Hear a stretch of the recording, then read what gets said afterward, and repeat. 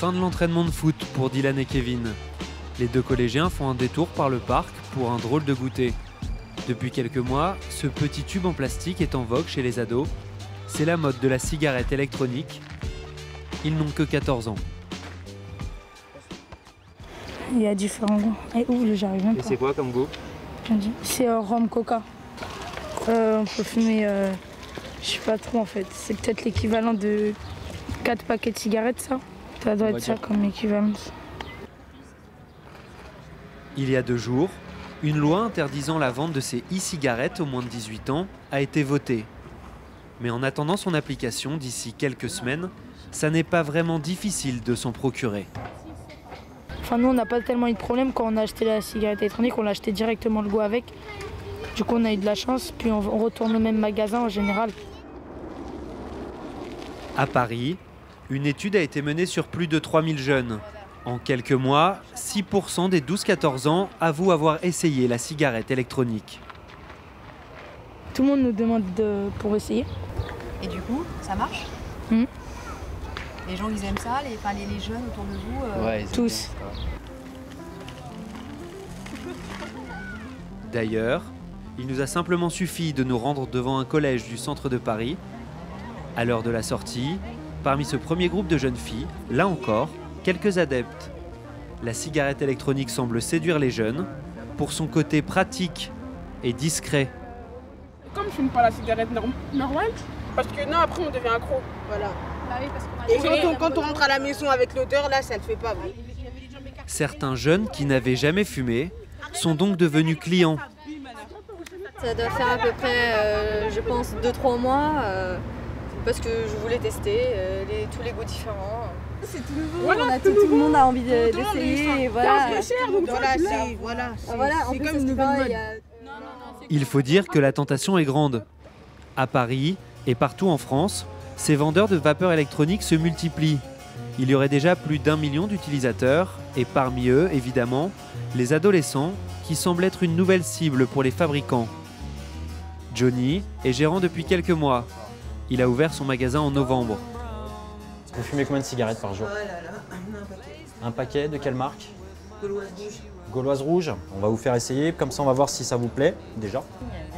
Une clientèle d'adultes, mais les moins de 18 ans aussi franchissent la porte de la boutique. À chaque fois, on demande toujours la carte d'identité. Si on a le moindre doute sur le mineur, à chaque fois, on lui demande sa pièce d'identité. Si il est vraiment intéressé, qu'il est vraiment fumeur, on demande la présence d'un parent. C'est-à-dire qu'il vienne avec son père ou sa mère. C'est arrivé une dizaine de fois, oui. C'est très rare. Johnny, comme tous les vendeurs que nous avons rencontrés, affirme en effet refuser de servir les mineurs, avant même l'application de la loi. Pourtant, on dirait que tout est fait pour les attirer.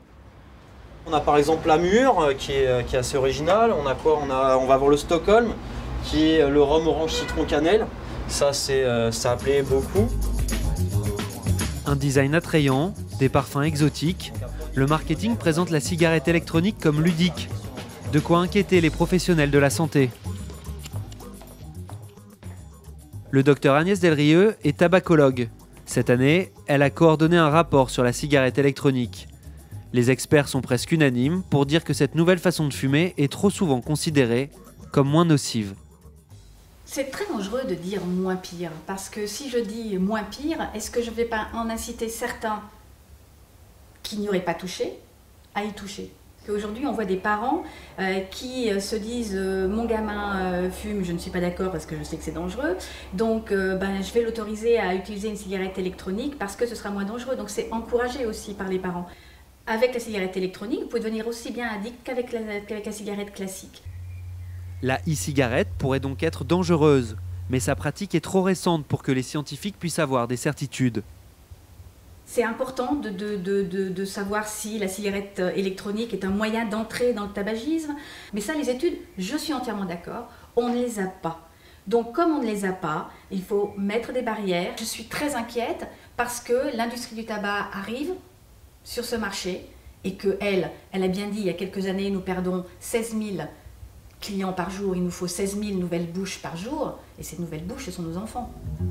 Par crainte de sa dangerosité, entre autres pour les jeunes, certains pays ont totalement interdit la cigarette électronique. C'est le cas par exemple de l'Argentine ou de l'Australie. En France, la ministre a donc choisi de légiférer, mais différemment. Je considère, comme un certain nombre d'experts, que la cigarette électronique peut être une opportunité pour des gens qui fument de commencer à arrêter de fumer. C'est pour cela que je n'interdis pas la cigarette électronique. Mais à l'inverse, des gens qui jusque-là ne fumaient pas peuvent se mettre la cigarette électronique par effet de mode, pour faire chic et progressivement être amenés à fumer. Et donc c'est cela qui justifie qu'il faille aujourd'hui encadrer la cigarette électronique. Cet encadrement, c'est donc entre autres l'interdiction de vendre des cigarettes électroniques aux moins de 18 ans. Les jeunes utilisateurs, comme pour les cigarettes classiques, affirment avoir déjà trouvé la parade. On va forcément se débrouiller pour en avoir, et en plus de ça, on a tous des amis qui sont plutôt grands en taille. Ouais, moi je passe, moi quand je fais le tabac, moi je passe. C'est pas un problème. Pourquoi c'est pas un problème? Déjà en ce moment même, il y a même des amis à nous qui font des pubs pour qu'on puisse leur acheter des cigarettes électroniques. Mais le principal danger pour les ados reste le tabac, le vrai. Un quart des jeunes de 15 ans sont des fumeurs réguliers.